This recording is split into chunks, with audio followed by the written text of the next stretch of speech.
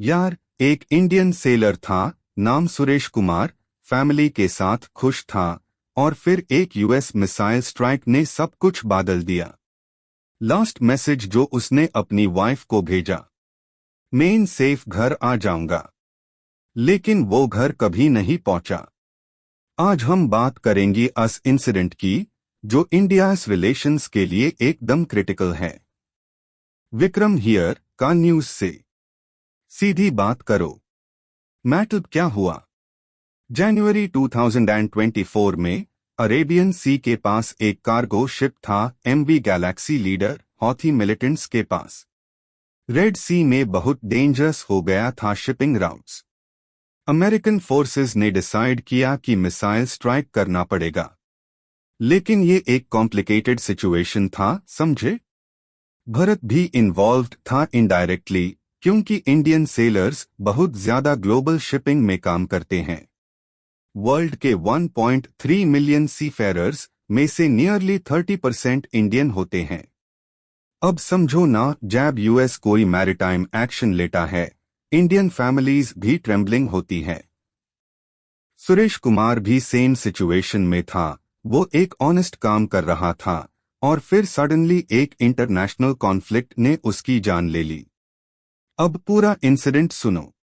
US forces ने red सी में एक प्रीएम्प्टिव स्ट्राइक किया हौथी मिलिटेंट्स को स्टॉप करने के लिए, वो रिपीटेडली इंटरनेशनल शिपिंग लाइंस को अटैक कर रहे थे।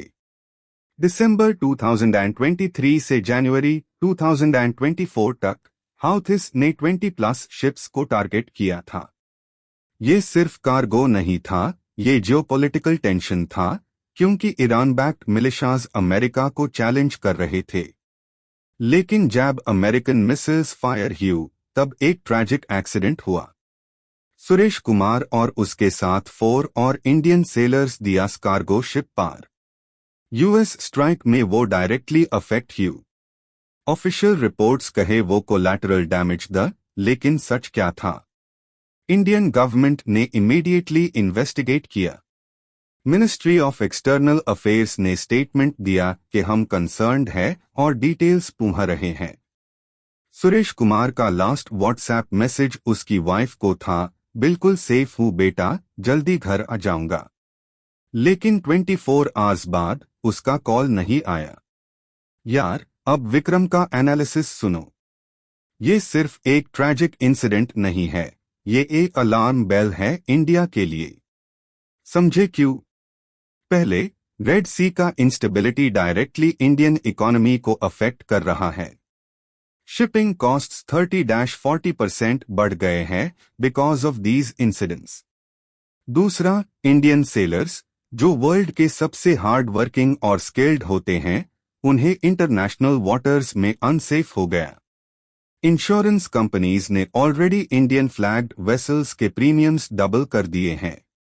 तीसरा, और ये इंपॉर्टेंट पार्ट है, यूएसए ईरान टेंशन जो है ना, उसमें कॉट इन द मिडल रहते हैं डेवलपिंग नेशंस। इंडिया की पोजीशन एकदम कॉम्प्लेक्स है। हम यूएस के स्ट्रैटेजिक पार्टनर हैं, लेकिन हम मिडल ईस्ट से भी डिपेंडेंट है एनर्जी सप्लाईज के लिए। सुरेश कुमार जैसे सेलर्स, उनके फैमिलीज को ये प्राइस पे करना पड़ रहा है। गवर्नमेंट ने कहा इन्वेस्टिगेशन चल रही है, लेकिन 15 डेज बाद तक नो कॉन्क्रीट फाइंडिंग्स नहीं आए थे। क्यों? क्योंकि मैरिटाइम इंसिडेंट्स में एविडेंस कलेक्ट करना एकदम डिफिकल्ट होता है डीप वाटर्स में। अब आगे क्या होना वाला है, देखते हो। इंडियन गवर्नमेंट ने ऑलरेडी रिप्रेजेंटेशन दिया यूएन सिक्योरिटी काउंसिल में। इंटरनेशनल मैरिटाइम ऑर्गेनाइजेशन के साथ मीटिंग्स चल रहे हैं सेफर कॉरिडोर्स एस्टैब्लिश करने के लिए। लेकिन ये सब में टाइम लगेगा। अगले 6 मंथ्स में रेड सी सिचुएशन इंप्रूव होना जरूरी है, अदरवाइज इंडियन शिपिंग इंडस्ट्री को 50,000 करोड़ के लॉसेस हो सकते हैं एस्टिमेट के अकॉर्डिंग। गवर्नमेंट का क्या प्लान है? प्राइवेट सिक्योरिटी कॉन्ट्रैक्टर्स अब इंडियन शिप्स पार डिप्लॉय हो रहे हैं। इंश्योरेंस का बर्डन भी भारत बादल रहा है। लेकिन सीधी बात बोले तो जब तक जियोपॉलिटिकल टेंशंस ना सुझ जाए, जब तक हाउथिस और ईरान को डिप्लोमेटिक चैनल्स से नहीं रोक सकते, तब तक इंडियन सेलर्स को रिस्क रहेगा। सुरेश कुमार की फैमिली को अभी कॉम्पेंसेशन और जस्टिस मिलेगा या नहीं, ये देखना होगा। तो ये था टुडे का स्टोरी, एक सेलर का लास्ट मैसेज, एक फैमिली की ब्रोकन ड्रीम और इंडिया के मैरिटाइम सिक्योरिटी के लिए एक वेकअप कॉल। क्योंकि ये सिर्फ सुरेश कुमार की स्टोरी नहीं है, ये लैक्स इंडियन फैमिलीज की स्टोरी है जो ओशियंस पार डिपेंड करते हैं लाइवलीहुड के लिए।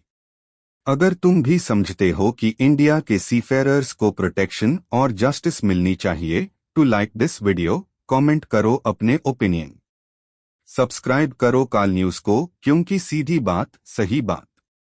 नेक्स्ट वीडियो में हम देखेंगे how India's maritime security policy बदलने वाला है। Catch you next time. Tata.